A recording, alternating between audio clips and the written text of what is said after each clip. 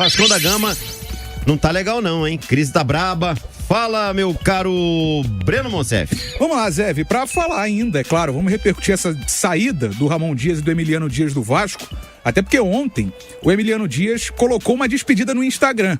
E aí a gente até abre aspas pro Emiliano, porque ele disse o seguinte: quero agradecer a toda a família Vasco, foi um prazer enorme representar esse clube gigante, serei eternamente grato por todo o carinho que me deram nesses 9 meses, sempre os carregarei no meu coração.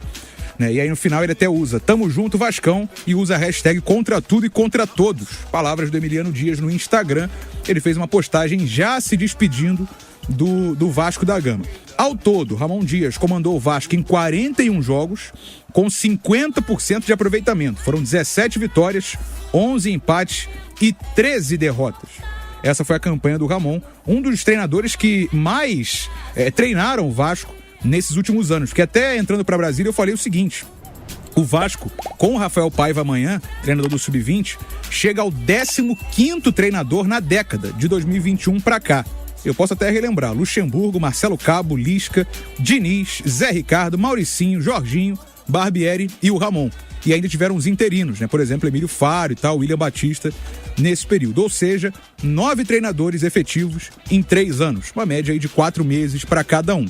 O nome do Pesolano tá aparecendo, isso porque o Pedro Martins, que é o diretor de futebol novo, que ainda não foi anunciado, mas é o novo diretor de futebol, ele tem relação com o Pesolano, já que ele treinou o Cruzeiro, né, quando o Pedro Martins estava por lá. Cara, que confusão. A primeira coisa que eu... O Ramon...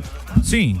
Afinal de contas, ele pediu pra sair, ele foi sair do que já tem um ruído de comunicação aí. Então, a gente esmiuçou essa situação ontem. O Ramon chegou no vestiário dizendo que ia sair.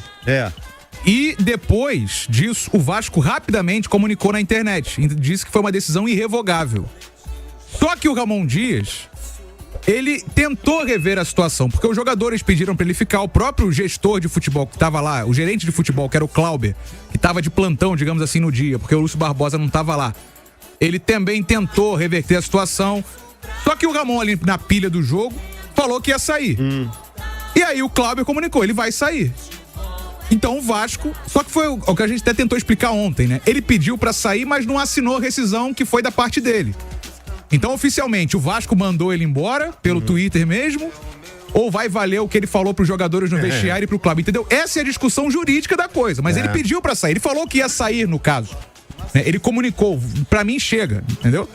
E aí a discussão jurídica vai ser essa. A comunicação que o Vasco fez na internet que confusão, faz com que o Vasco tenha demitido o Ramon, ou então as testemunhas que estavam ali, a ligação do Clauber pro Lúcio Barbosa, isso vai valer antes. A discussão é essa, mas que ele falou que ia sair, ele falou. Tem multa rescisória? Então, aí a multa é alta, superior a 20 milhões de reais. Então 50% Só que foi o que eu falei ontem. Então, mas foi o que eu falei ontem. Se o Ramon, se for na justiça e o Ramon tenha pedido pra sair, o Vasco pode pedir pra ele pagar a rescisão. Eu até lembrei do caso do Mano Menezes no Flamengo, há 11 anos. Que o Flamengo foi à justiça pra exigir que o Mano pagasse a rescisão. Foi ele que pediu pra sair, quem quebrou o contrato foi ele, não foi o Flamengo. Né? Então a discussão vai ser essa. Quem pediu pra sair foi o Ramon? Ou então o Vasco que demitiu o Ramon pelo Twitter mesmo? E a discussão vai ser essa e vai render isso aí na justiça. Olha aqui. O fato é, Ramon é página virada no Vasco. E o Vasco agora amanhã vai ter o Rafael Paiva, que é o técnico do Sub-20, comandando o time contra o Fortaleza. E hoje os muros do Vasco São Januário amanheceram pichados, né? Até pichações em inglês, também. Em direção a 777 e tal. E aí uma delas é contra o Lúcio, né? Sim, Fora contra o Lúcio Barbosa. E o Renato Matos está aqui. Se antes não tinha com quem reclamar, agora temos o nome e sobrenome do responsável dessa várzea do Vasco, Lúcio Barbosa. Antes era o presidente geralmente que era cobrado, né? Jorge Salgado, Campelo e tal, mas... Vai cair no colo de alguém, né, cara? Pois é, até agora, você que é um cara mais experiente que eu, qual seria digamos assim, o sintoma da coisa? Quem fosse demitido seria o responsável da situação, né? Até agora ninguém rodou no Vasco, ninguém foi demitido, nenhum gestor, né, nenhum gerente aí da comissão de futebol, ninguém rodou ainda no Vasco. Ou seja, a responsabilidade não caiu sobre ninguém ainda da demissão, tá sobre o Ramon. A contenção de danos está sendo essa, jogando na conta de quem pediu pra sair inicialmente. Aí é aquilo, né? Ele falou que ia sair, aí...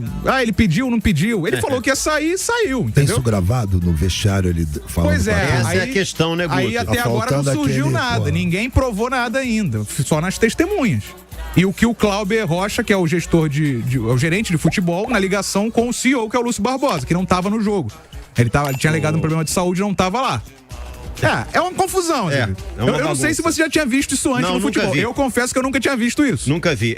O SAF é uma novidade pra gente. O Botafogo tá com a SAF lá, com o Texon, enfim. O Vasco, aqui no Rio são os dois clubes, né? Aí você vê uma diferença enorme de uma pra outra, cara. Porque, por exemplo, o Bruno Lage lá no Botafogo, lá atrás, quando foi pra uma coletiva de imprensa, tô colocando meu cargo à disposição. O Texon não se coçou, não, meu irmão. Se quiser pedir demissão, pede demissão. A gente não vai te demitir, não. E aí o cara faz isso, a diretoria do Vasco. Depois do jogo do Flamengo, foi daquela derrota, não foi isso? Foi depois daquela derrota. E agora o Ramon toma o mesmo caminho e a diretoria do Vasco cai nessa armadilha, né, cara? Pois é, e quem perde com tudo isso é o Vasco, vascaíno, quer dizer, é uma pena mesmo que os times cariocas, enfim, esteja acontecendo isso com o Vasco, que estava se recuperando aí, né? Enfim, esperamos que tudo se resolva, mas já bagunçou o coreto, na verdade. Eu senti uma fisionomia meio irônica, seu, com esse esperando que tudo se resolva. Não, esperamos. Eu torci pro Vasco sair da segunda divisão. Eu torci, sinceramente, não acho que fosse o lugar do Vasco, não. Como de nenhum time do Rio, grande e tal, e de São Paulo também acho isso.